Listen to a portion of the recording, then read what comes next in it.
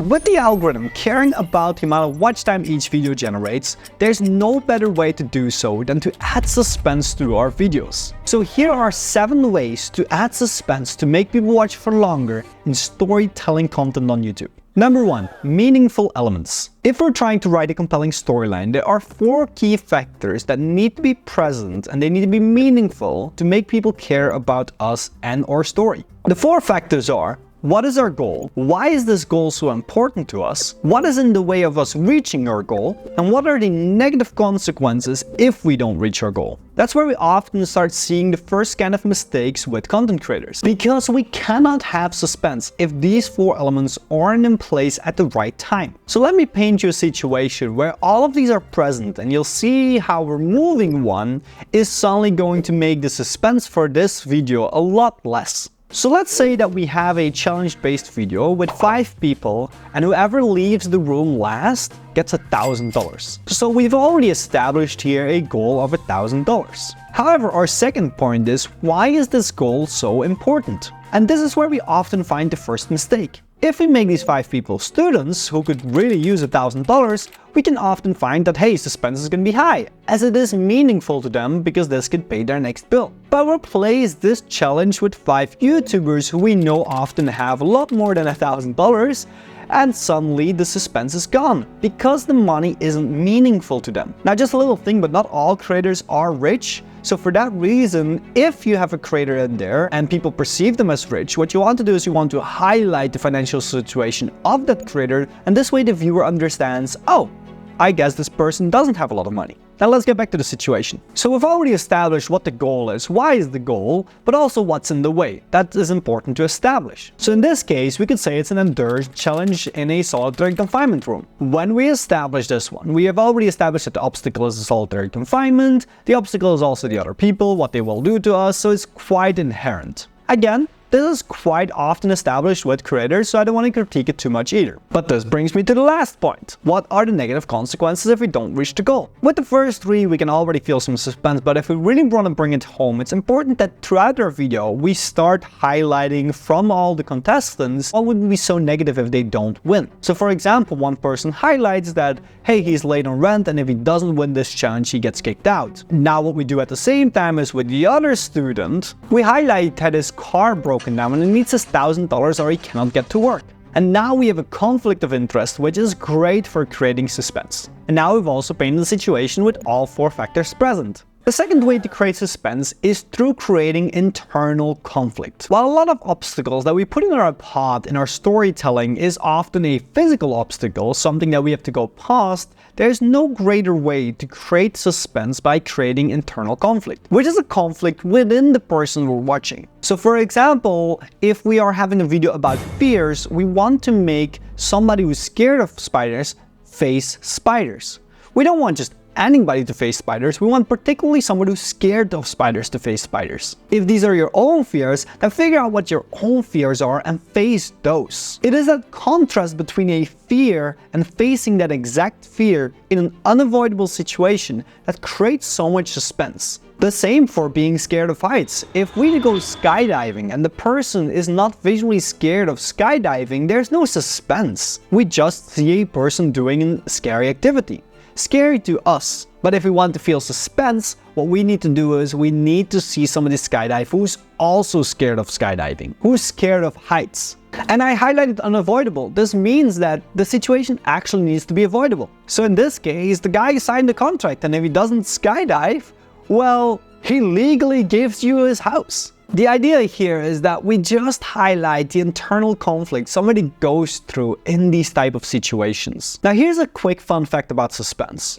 Often we relate to dopamine as that end of suspense moment when things get resolved. But did you know that during moments of suspense, we already see dopamine being heightened in the body? This actually means that we enjoy moments of suspense. And this also explains why during moments of suspense, why retention stays so high. Number 3. Multi-layered problems. Many creators are often scared to start stacking problems on top of each other, which is called problem layering. But this is actually not a bad thing. It doesn't confuse the viewer as much as we think it is.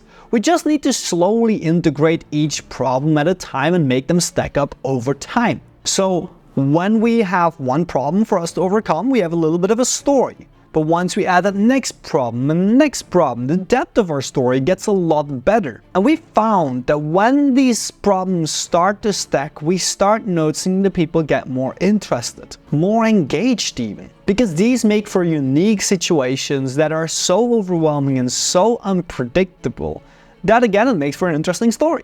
Let's take a quick example. Let's say you have to get somewhere and you only have 2 hours to get there. Well, the first problem starts arising and your car starts to struggle. So, that's the first issue that we have to deal with. Now we also see that our fuel goes down too fast. So now we have to actually make a little bit of a turnaround to go get some more gas. And then lastly, suddenly we get a call, hey, the store closes 30 minutes earlier. So now we're even struggling with time. And it's this that makes a true intense situation that can make the viewer feel that suspenseful anxiety that we need to make them watch for longer. Number 4, long buildups. Now, as I stated earlier, dopamine already plays a role in moments of suspense. And that's the reason why we can do long buildups. So as studies have shown that during moments of suspense, during moments of anticipation, we already feel dopamine, we can use this as a signal that we should be stretching our buildups. So during these long buildups, we always want to maintain a state of uncertainty. The single second that the viewer becomes certain about the outcome, about what's to happen next, we don't feel suspense anymore. So keep a state of uncertainty and already start introducing tense music, riser effects, or even little piece of information that hint towards something that is coming. But make sure that the longer we build up, the stronger your delivery is going to be. Because when we anticipate for too long, this turns into an expectation. So the build-up needs to match with what we're delivering. And yes, we see that whenever we introduce tense music, people already start to watch for longer simply because the music indicates that something is about to come. Let's go to another practical one. Number 5, progressively raising the stakes. If we see a person increasingly win more money, this is something that we really like. It's because there is a sense of progression in what we're winning or what we're going for. However, this is why we have to think about linear progression versus exponential progression. In linear progression, we would make it where, let's say you have 5 levels, each level you win $1,000. So level 1, you win 1,000, then 2,000, then 3,000, then 4,000, then 5,000. So at the end of the day, you walk away with $5,000. But this is not that great, because with each level, the impact of the price increase becomes less substantial. So that's where we go to exponentially increasing the price. So instead of doing 1,000, 2,000, 3,000, 4,000, 5,000, we take a similar approach to Who Wants to Be a Millionaire. So in our case, this would be 1,000, 2,500, 5,000, 10,000, 25,000. So as you can see, while one goes up in a line, the other goes up more in a ramp. And this keeps suspense alive while we go through the higher levels.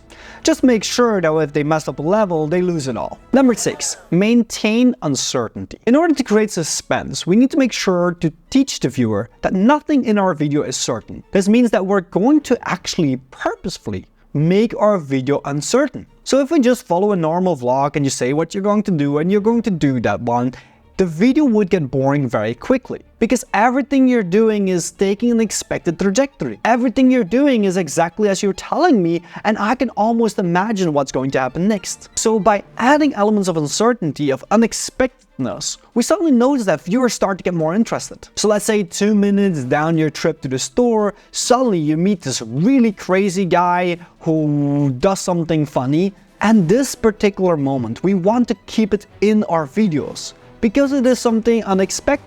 And that teaches our viewers that throughout the video, nothing is certain. If we say, hey, the store closed at 8 o'clock, and suddenly we discover it's at 7:30, we teach the viewer that nothing is certain. We arrive at the store and suddenly the bill is $50 instead of $1. Well, we add an element of uncertainty. And these things make for more interesting storylines. So yes, keeping things in that go unexpected, things that go wrong, that create anxiety for you as a creator, are great for making interesting storylines. This brings me to number 7, don't try to fake it. At the end of the day, there are countless of ways to create suspenseful moments. In fact, in my research here for this video, I found over 50 ways to do so. I just decided to highlight 7 to make it more digestible. But what I've learned is that you cannot fake suspense. And the reason why is because this is not something that happens to our characters in our videos. Suspense is something felt by the viewer. It's an emotion within the viewer, a state of anxiety. It's an anticipation within the viewer. So if something isn't real, the notes are a little bit off, and the viewer doesn't fully believe what is happening to be truly intense and suspenseful, they won't feel suspense. So when you then add your suspenseful music, your risers and all that kind of stuff, and the viewer feels like something off, they will feel nothing. So make sure to think objectively about what creates suspense, what's the tension, what's the conflict, before you add tension music. At the end of the day, if something is not suspenseful, just make it comedic or give it a lighter tone. But don't make something suspenseful until it really is. So while this was a quicker video on suspense, maybe more like an introduction towards suspense, if you want a more comprehensive breakdown, maybe even a longer breakdown, please let me know. But for now, I'll see you next time.